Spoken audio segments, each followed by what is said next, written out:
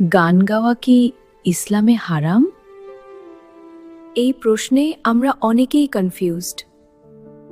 অনেকে মনে করেন সব গানই হারাম, কিন্তু ইসলামে বিষয়টা এত সিম্পল না। ইসলাম কি বলে? এই ভিডিওতে আমরা সহজ ভাষায় বুঝব কখন গান গুনাহ হয় আর কখন হয় না। ইসলাম কোনো কিছু শুধু নাম দেখে হারাম বা হালাল করে না। ইসলাম দেখে একটা কাজ মানুষের উপর কি প্রভাব ফেলে। ঠিক এই কারণেই গানকেও ইসলামে একভাবে বিচার করা হয়নি। কিছু গান আছে যেগুলো মানুষকে গুনাহের দিকে ঠেলে দেয়, আর তখনই সেই গান ইসলাম অনুযায়ী গুনাহ হয়ে যায়। এখন প্রশ্ন আসে, ঠিক কখন একটা গান ইসলাম অনুযায়ী গুনাহ হয়ে যায়? যখন গানের কথায় থাকে অশ্লীল বা যৌন ইঙ্গিতপূর্ণ ভাষা, যখন গান হারাম প্রেম বা জিনাকে সুন্দর করে উপস্থাপন করে, আর যখন গান মানুষের নামাজ ও আল্লাহর স্মরণ থেকে গাফিল করে দেয়, তখন সেটা স্পষ্টভাবে গুনাহ। কিন্তু এখানেই ইসলাম আমাদের জন্য একটা ব্যালেন্স রেখে দিয়েছে। অনেক আলেমের মতে যে গানে থাকে ভালো কথা, বাস্তব জীবনের অনুভূতি, সেগুলো সবসময় হারাম নয়। মা বাবা, কষ্ট, সংগ্রাম, আশা আর অনুপ্রেরণার কথা থাকলে অনেক আলেম এগুলোকে জায়েজ বলেছেন। তবে শর্ত একটাই, অশ্লীলতা থাকবে না, হারাম পরিবেশ থাকবে না।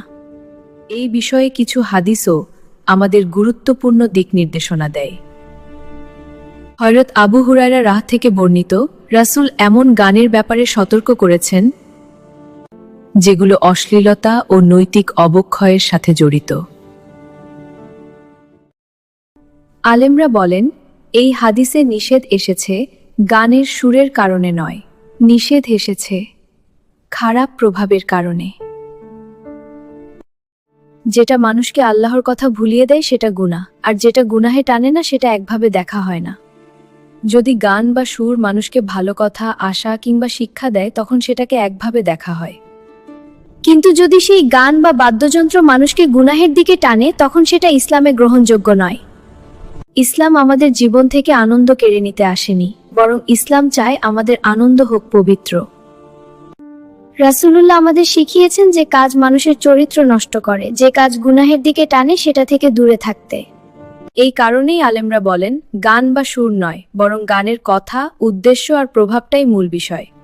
গান শুনে যদি আমার নামাজ দেরি হয়, আমার মন হারাম চিন্তা যায়, তাহলে সেই গান আমার জন্য ভালো না।